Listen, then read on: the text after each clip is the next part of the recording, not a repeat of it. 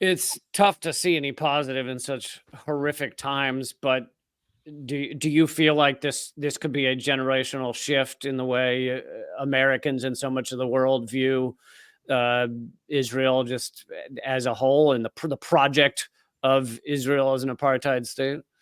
Yeah, I don't think there's any going back from this moment. I think that Gen Z and millennials and Gen Xers, I think that everyone who's like below the boomer age like sees now very clearly. It's really hard to not see the truth if you're remotely on social media, because Palestinians are able to dictate their reality for essentially the first time. So we no longer have to rely on the corporate media with its cartoonish, depraved Hasbra to, paint Israel as somehow the not the aggressor in its genocide of Palestinians. I do think that this unprecedented wave of mobilizations around the world, with tens of millions of people taking to the streets in continuous actions, striking, blocking boats, Elbit Systems factories, all of these things are so encouraging. And it really is going to come down on people's power and people's steadfastness to continue with this, because we cannot rely on the political establishment. They are so detached. So it has to be the youth, and Biden has to be punished. But I do think that this is a turning point. If you are not moved yet, there's something wrong with you. Like, there's something innately wrong with your soul.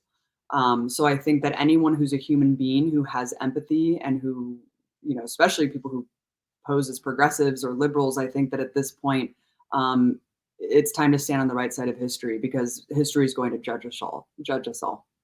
But I am optimistic about that. I'm optimistic about Israel not being able to maintain itself in the way that it has been, as this beacon of democracy in the Middle East. I think that the mask has been ripped off, is an understatement. I highly recommend everybody check out on YouTube Gaza Fights for Freedom. It's such an amazing film, and it is as important today as when you first put it out. Where else can people follow all your awesome work?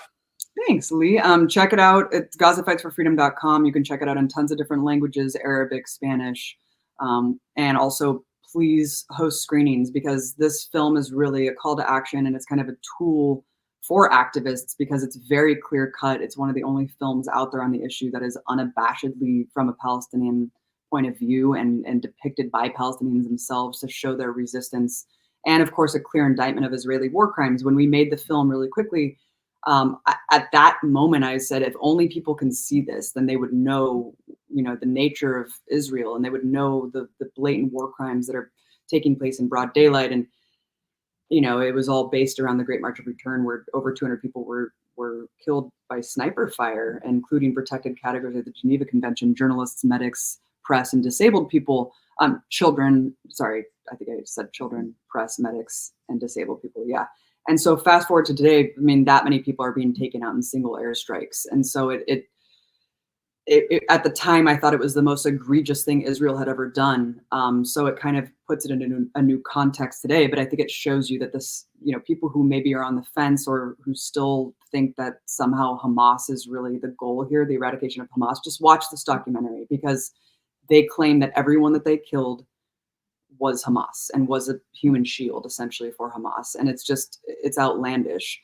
And the film really lays bare like what, the genocidal intent and the fascistic nature of Israeli society, that you can just pick off people in the scope of a sniper, rifle, and just pick off children one by one. And this needs to stop, Lee. It needs to stop. And it's astounding to me that the world is just tacitly letting Israel get away with this, and South Africa is the only country who is standing up.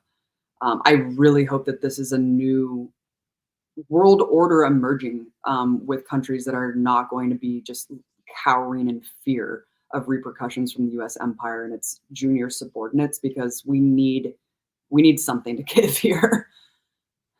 Yeah, Israel needs to be held to account. Yeah.